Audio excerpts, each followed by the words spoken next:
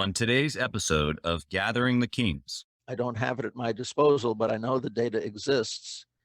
Businesses that have a social mission in addition to their commercial mission have more engaged employees, have more engaged customers and clients. Totally. And you can make more money by doing business, doing good, and you get to do more good.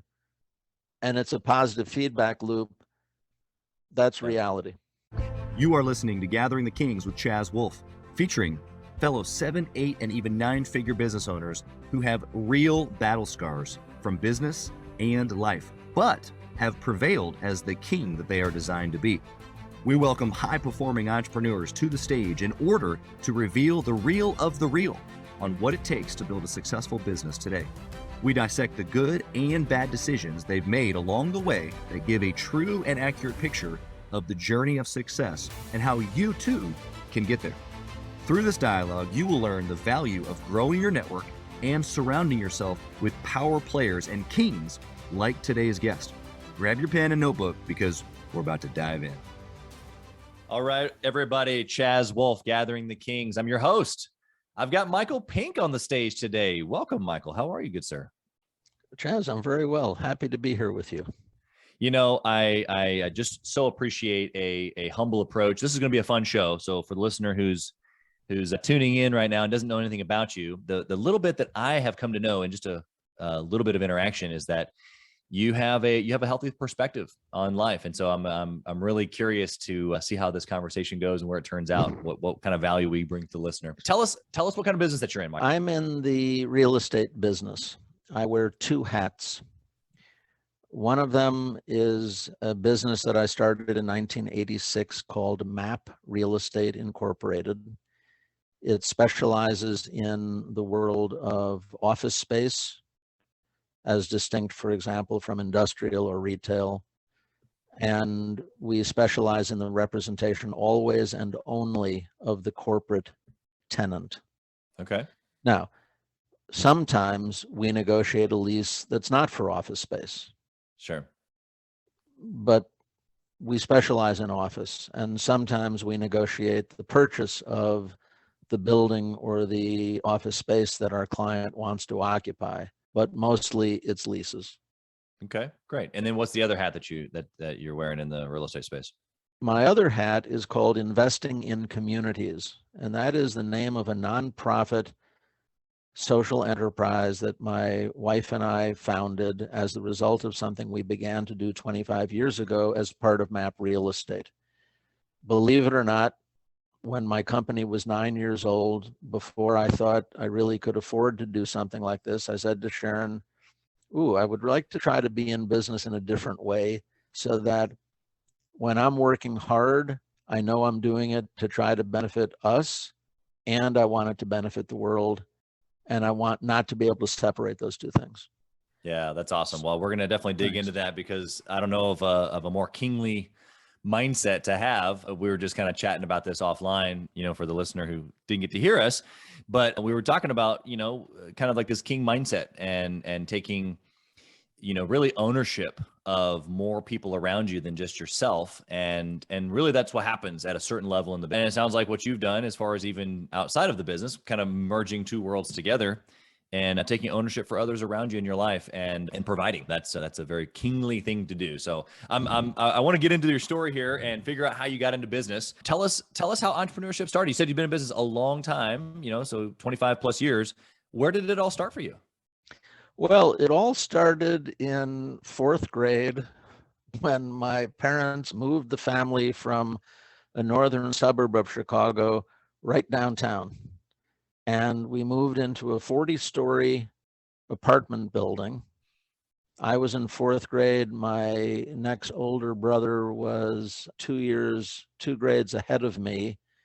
And we moved from a very large house into a 3-bedroom apartment.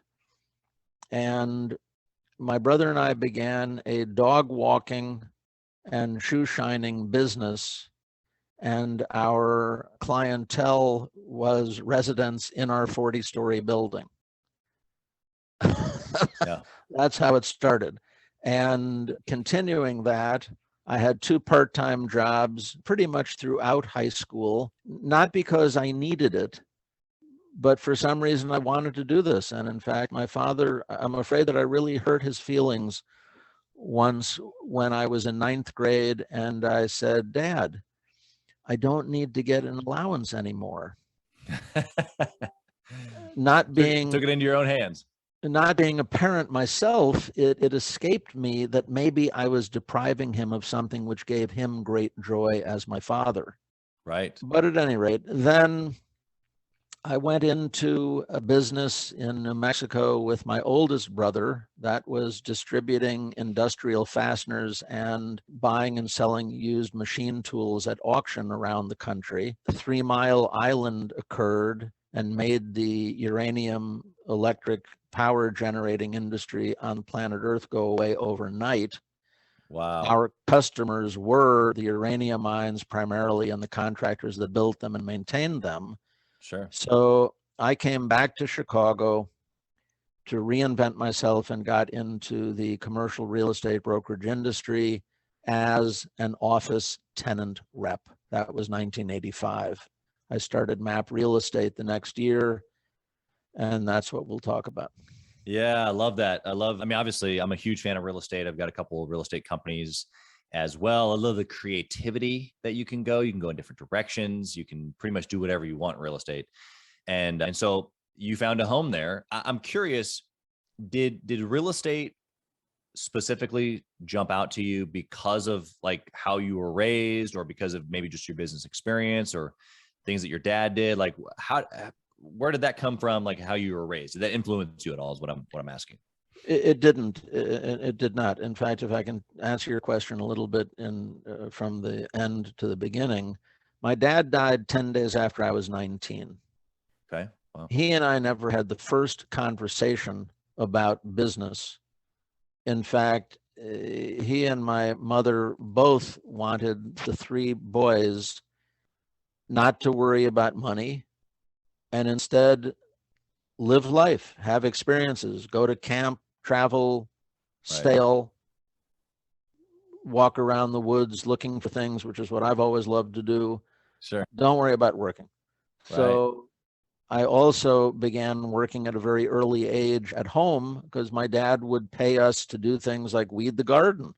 Right. Happy to do it.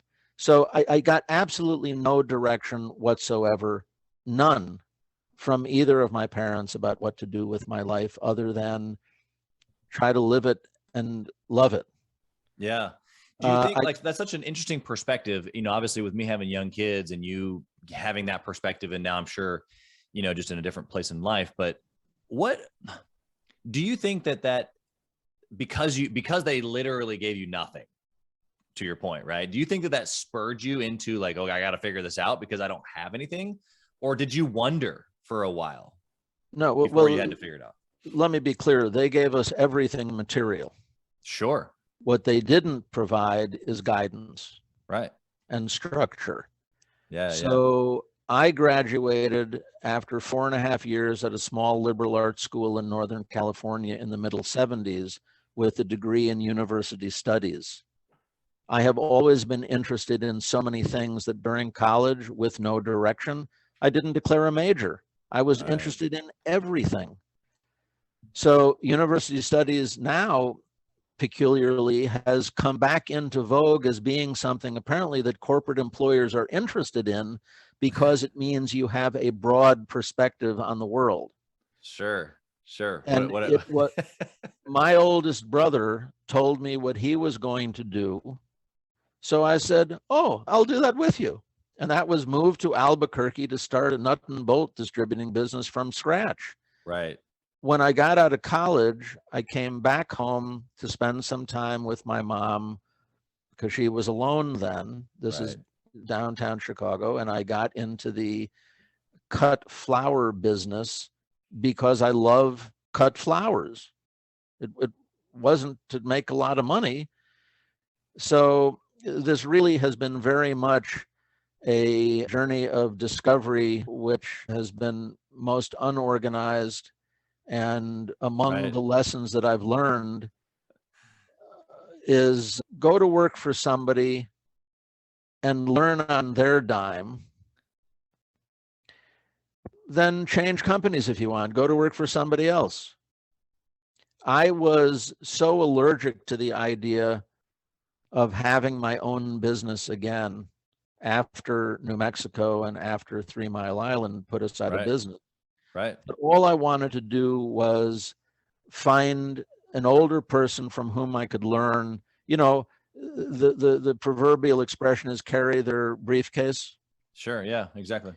Sadly, that didn't pan out for me. And the people that I worked with when I moved back to Chicago were even worse than my former partner, not my brother. He and I had a partner in Albuquerque, even worse than him.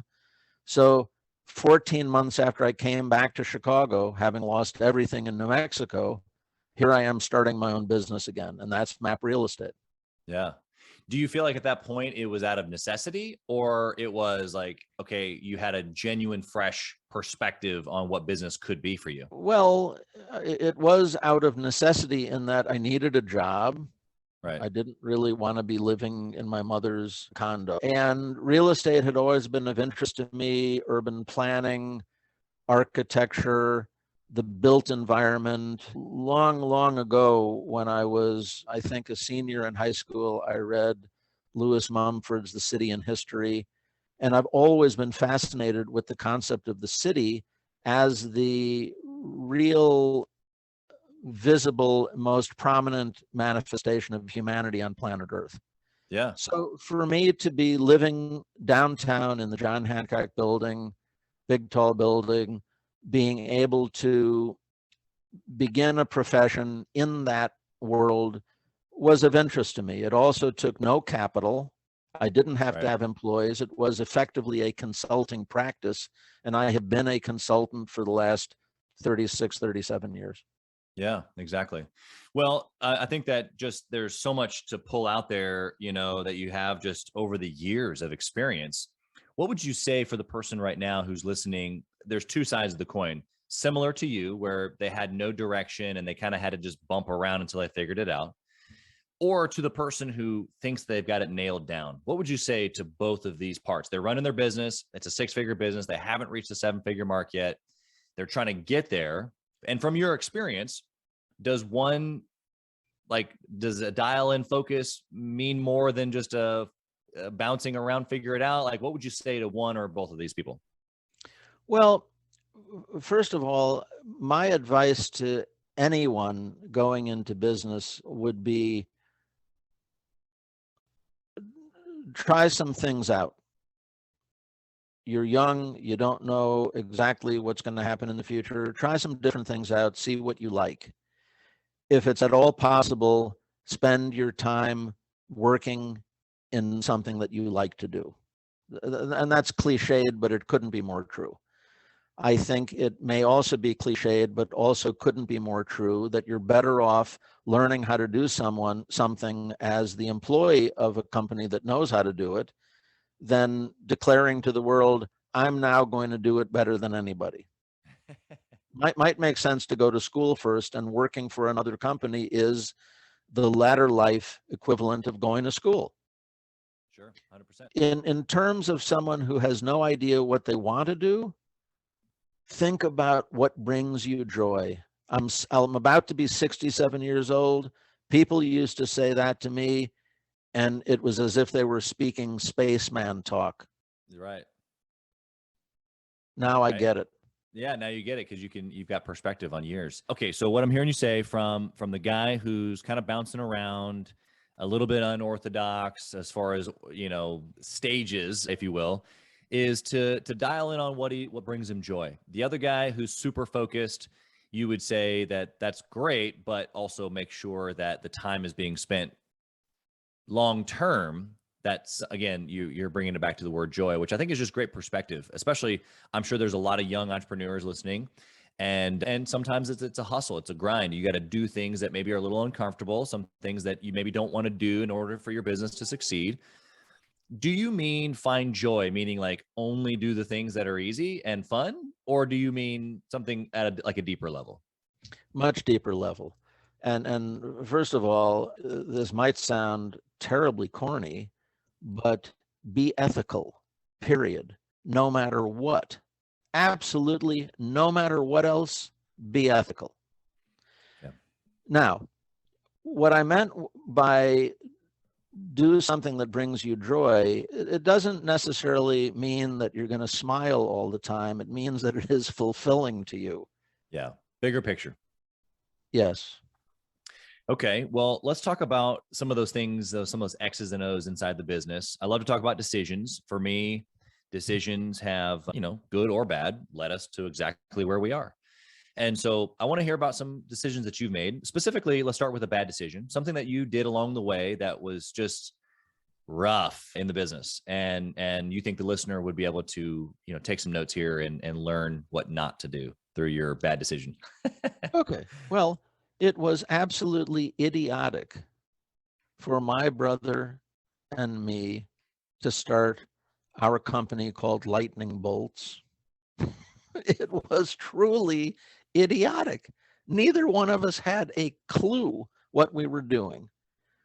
My brother, because he's 8 years older, he was the boss. He ran the office. He was the head of the company. I needed to figure out what I was going to do, and I needed to make everything else work except what went on in and from the front office. So I was running the warehouse. I learned how to drive a forklift. I was actually quite good at it. I traveled around the country looking for surplus job lots of nuts and bolts, as they're referred to. I once bought 3 semi-loads, 120,000 pounds of nuts and bolts left over from the construction of Sears Tower in Chicago. Wow. I found them at a scrapyard in Indiana, and we shipped them back to Albuquerque. So my end of the business was running the warehouse and traveling around the country to source these fasteners. I'm telling you this because when I first got to Albuquerque, I literally did not know which was the nut and which is the bolt. You don't want to do that. You want to learn something about what you're doing. That's my strong advice to your listeners. Sure. Don't start your own company. Go to work for somebody else's company and see what they're doing, right and wrong. Right. Well, and if they're already in their business, right? Because most likely the listener is running their own business. What I'm hearing you say that's applicable for them is become a master at your trade. And whether that's you specifically first, being the craftsman or the coach or the marketer or the whatever you are in your business, the agent. But you can eventually grow the business, obviously, by hiring other people, but then you have to make sure they're then a craftsman or a specialist in what it is that they're doing. And so I think the educational piece that you're referring to still makes perfect sense. You have to, you got to know what you're doing in order to be an expert or confident in order to be able to provide a good service. Otherwise, you're kind of just shooting by the hip. Well, but the point I want to stress to clarify this line of discussion is that there are a couple ways you can educate yourself. One is by trying to figure out how to do it by yourself.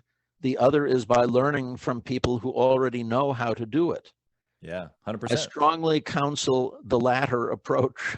Yeah, I agree. And I think that's why, in the last, 20 years, business coaches or even mastermind groups like mine exist, is because if you can get around someone else. I remember when I bought my first franchise, one of the very first things that I did is I said, okay, I talked to the office, the corporate office. I said, okay, who are the top 10 guys?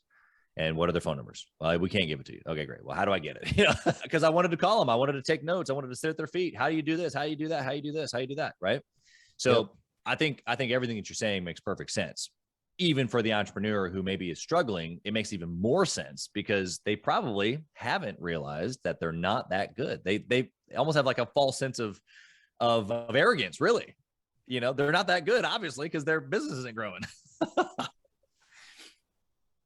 So you press in and you can grow a business, but it has to be more than just you at that point, right? Because you can be really good, but you can only take it so far. So, okay. Let's flip the script on the decision. Let's flip it to the good decision. What have you done along the way in business that just has made so much sense that you'd do it 10 times over?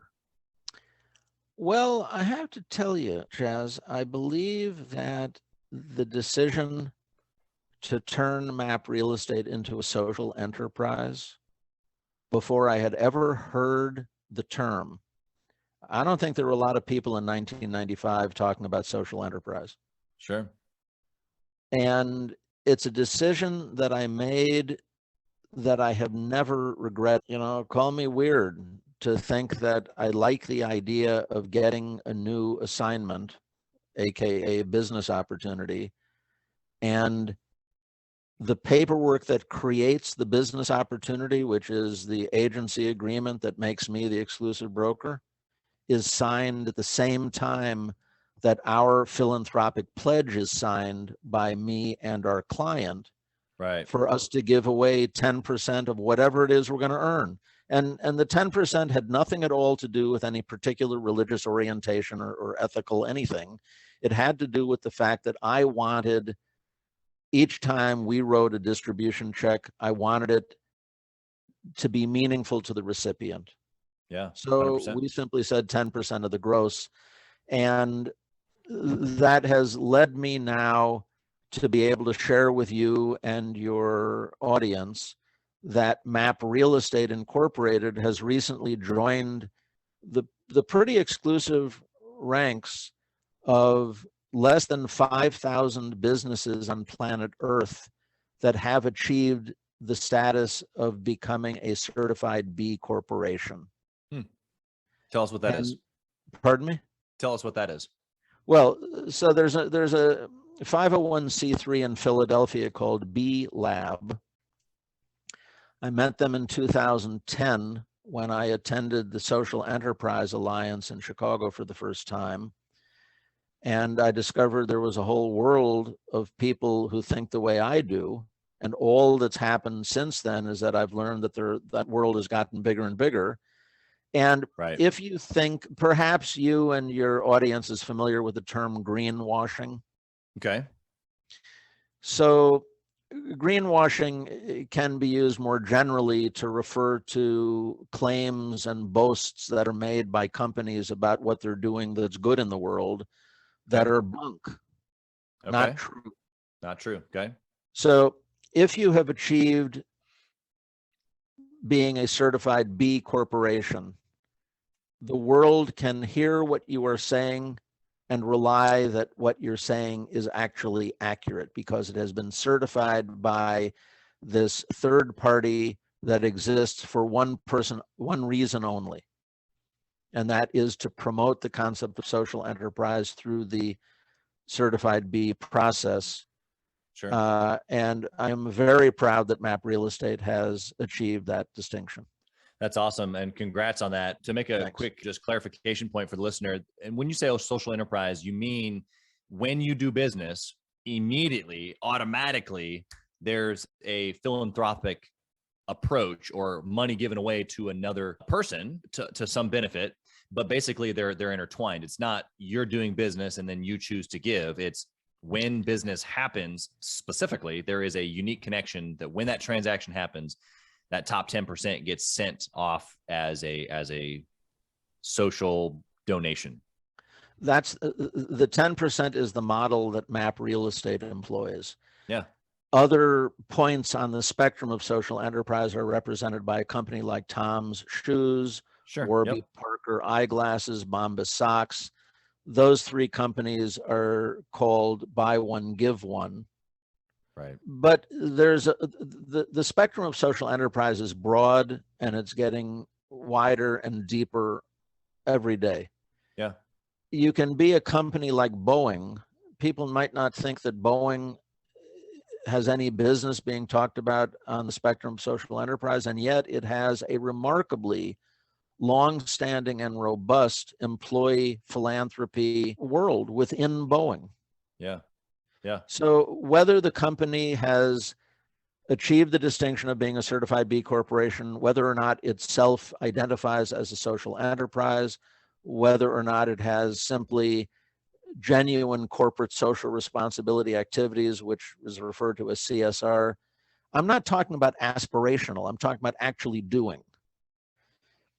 that type of company in my book belongs on the spectrum legitimately of social enterprise. One of our service marks at MAP Real Estate and Investing in Communities is real simple. And it may not be grammatically correct, but you'll get the meaning: doing business, doing good. Yeah. And it's related to doing well by doing good, which is a more common way of talking about that. Right. But the idea that I could unavoidably connect my ability to do business and do good has been Right. a very nice thing for my head. Yeah, I think that you know, what you've got is obviously just a very automated way to do it, which is fantastic. And I think that the encouragement that I would give the listener is that not only for, like in your case, you wanted to make it for your client, right? Like when the client does business with you, they know that immediately there's purpose, there's a deeper connection, there's a social, aspect to it. But I also think as the entrepreneur, in order to press into our businesses, especially when it's difficult, especially when it's hard, especially when, we have to do things that maybe, aren't the everyday type of a thing in a business, we have to pull on those strings on the inside of us of what touch our purpose.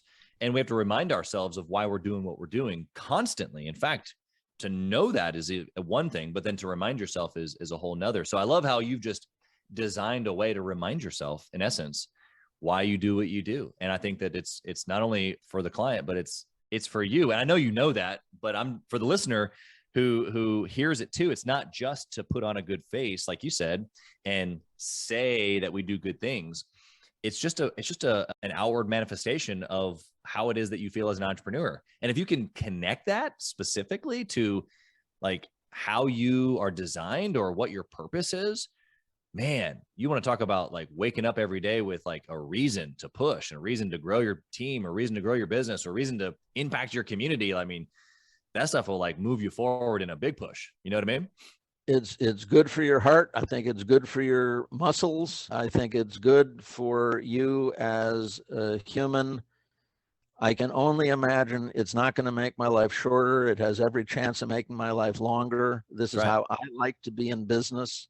That's right. And this is how I want to be on the planet. But let me tell you, and there is data to support this. I don't have it at my disposal, but I know the data exists. Businesses that have a social mission in addition to their commercial mission have more engaged employees, have more engaged customers and clients. Totally. And you can make more money by doing business, doing good, and you get to do more good. And it's a positive feedback loop. That's reality. Yeah, 100%. That hit home, and hopefully it does for the listener as well. Okay, we're going to transition to the speed round. For these questions, we're going to try to go one-word answers, but I'm notorious for asking follow-up questions, so don't be surprised. Okay, speed round question number 1 is, in your business, what is the main metric that you would pick? If you could only track one thing, what would it be? Well, it's how many deals you're getting. Top line sales? Well, I suppose it's a high margin being in commercial real estate brokerage. Being in any real estate brokerage is a high margin business, I think. Yeah. So number of deals, I'm a huge fan of sales being the main metric. So we're in alignment there. What book would you recommend that a 6-figure owner read in order to educate themselves? Well, I thought about that when you first invited me to participate this way, and I saw the questions. And as I shared with you previously, I don't read business books. Probably that's a mistake, but it's a fact. I did, however, find a book when I, very early in my career as an office tenant rep. The name of the book is Negotiating Rationally. There you go. Yeah. And it is applicable far beyond the confines of negotiating a real estate transaction. Oh, sure. 100%. Communication. It's everything. It really is about understanding what your best alternatives mean to you. What do they cost? Right. And when you're going to negotiate for the target, how can you do that without knowing what the alternatives cost? How do you know when to stop negotiating? How do you know when to know, ooh, I just did a great deal in the negotiations. I got what I wanted, what I needed. It's done now. Right. If you don't Right. have the context, it's pretty difficult to figure those things out. 100%. And I think that applies to all areas of life. You know, my wife trying to negotiate with me on moving the chicken coop tonight, you know, like, I don't know if I'm going to win that negotiation. You know, I don't know if there's too many spots in there, Michael, that I'm going to win on, but I bet the chicken coop gets moved and wifey will be happy. That's what I know. That's how I'll win. Yeah. Are you familiar with, these are not syllables that come naturally to all people, but to smart people, I think they do. Are you familiar with yes, dear? Yes, I am. And, Good. you Use it. know, yeah, use it. Right. Exactly. It's funny because it's on this exact topic, the chicken house. I'll delineate from this in just 3 seconds. Okay, listener, hear my chicken story. Okay. This was like a couple of weeks ago, and we got in a little muddle about the chicken coop. And because I really don't enjoy anything to do with the chickens, and she loves them. They're like her babies. She's got like 30 of them, and we don't do it for the eggs. We do it for the experience. You know, she loves caring for them. Our daughters help take care. It's great all the way around. I just don't want to be involved. Yeah. But every time she asks, I say yes, because that's what I'm supposed to do. And so we had a little muddle about it because I didn't want to do it, but I was doing it. And, you know, there's those moments where you just say yes, dear. I just didn't say yes, dear, and then put a period on it. I had a yes, dear, comma, and some other thoughts, but I need to take your advice on that and put a period at the end of that yes, dear. Okay, next question. Do you intentionally network or mastermind with other entrepreneurs? I certainly intentionally network. The idea, so yes, if you want one word, the word is yes. What value do you get from networking? Well, I don't network with other people who do what I do. Okay. It doesn't occur to me that much will come to me as a result of networking with them, because they would like to get the deal instead of my getting the deal. Sure. I network with clients, with friends. I love to meet new people. Hello, Chaz. Yeah. I have been participating on this thing called Lunch Club. I've met now literally a couple hundred new people around the world, actually. I just have a good time talking to people. I talk to people when I'm standing with them in the elevator. Sure. You learn things. I mean, it really That's right. falls under the same heading for me as if I'm walking through the forest and I see a rock that I can pick up, chances are I'm going to pick it up and see what's under it. Yep. How am I also going to find out? Yeah. 100%. Yeah. There's a natural curiosity, I think, to intelligence, really. And you can't learn more if you don't have a desire to know more, and you don't have a desire to know more unless you're curious. And so I think that it stems from a place of wanting more. So great. I appreciate that. Last question. You ready? Yep. If you lost it all, what would you do? Well, if I lost it all in terms of financial wherewithal, I would probably seek to relocate out of the country to where the standard of living is good and much less expensive. I have a perfect model in my oldest brother, who is now a citizen of Mexico and has lived there for about 13 years. Wow. Okay. I was going to ask, where are you going to go? Are you going to go to Mexico or somewhere else? I don't know where I would go, actually. Okay. If I lost everything, meaning my health, which is a heck of a lot more important than the cash. That's right. You know, I would try to be physically comfortable as much as I could. Right. You know, and I would spend even more time looking at minerals and insects and plants and flowers. Taking a walk in the woods. Yeah. That's right. Well, Michael, it's been an absolute pleasure having you here on the show today. If someone wanted to connect with you, how would they find you? Well, I wish they would find me at iiconline.org. Okay. I am the co-founder, chairman, and executive director. I'm all over it. They can find me there, or they can find me at maprealestate.com. That's great. Either place. Yeah, I just so appreciate your perspective, the ability that you have to look back and to share with other entrepreneurs, especially young hustlers out there right now. And they're trying to just, grind, which is that's okay. There's nothing wrong with that. I think that there's a perspective for every stage, and you've given us definitely that perspective here today. So thank you again. We wish you nothing but absolute success in all that you've got going on. Love the social play that you've had for so many years, but almost even trailblazing that for many in the industry. So thank you for all that you do. Thank you, Chaz. I appreciate that. Thank you for listening to Gathering the Kings today. I hope that you were able to pull out a few nuggets to go apply into your business right away.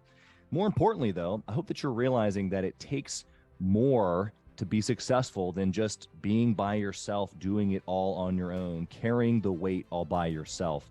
What I have realized, not only in my own journey from multiple businesses and multiple different industries, and now interviewing literally over 200 or 300 other very successful 7, 8, and 9-figure business owners, is that it's tough to do it alone. And so Gathering the Kings literally exists to bring together successful entrepreneurs. In fact, we are putting together 1,000 kings, specifically who are grateful but not done.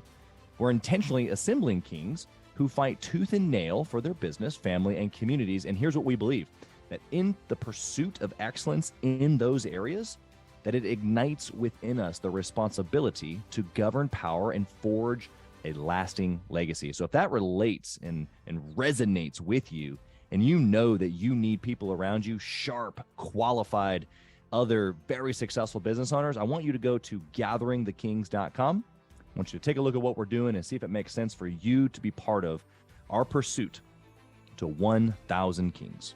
Talk soon.